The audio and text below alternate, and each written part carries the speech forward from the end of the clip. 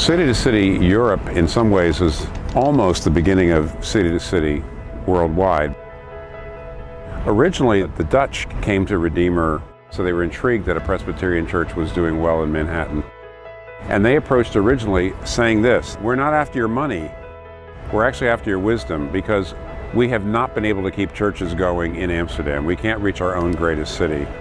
Would you please show us how to do that? And that was really the beginning of City to City Europe.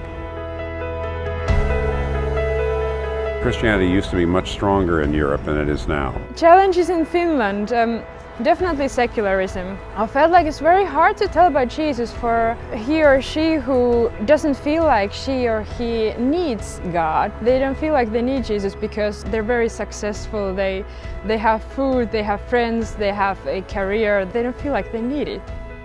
So this conference is, I think, the 5th or 6th bigger gathering of City to City Europe in the last more than a decade.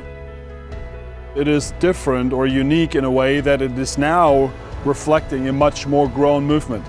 Many churches really don't see how it is for a person that doesn't have anything to do with church, that didn't grow up in a church and doesn't know the language. What Redeemer does very well is contextualizing, really being relevant and translating what it is all about. And sometimes in daily life you can feel quite lonely in what you're doing. And it's so amazing to encounter other people who are doing similar things throughout Europe.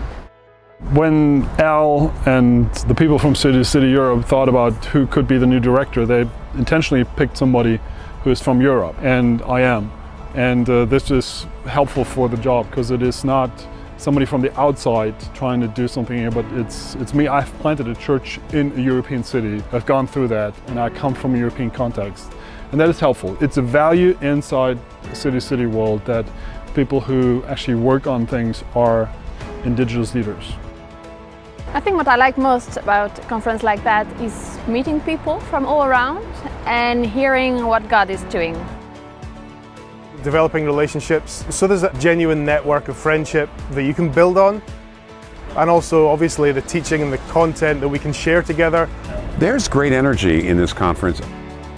I know it's a cliche, but I have to say that Keller's speeches have been definitely the best part of the conference. I find him so inspiring. He's always so much challenging us, but also giving hope.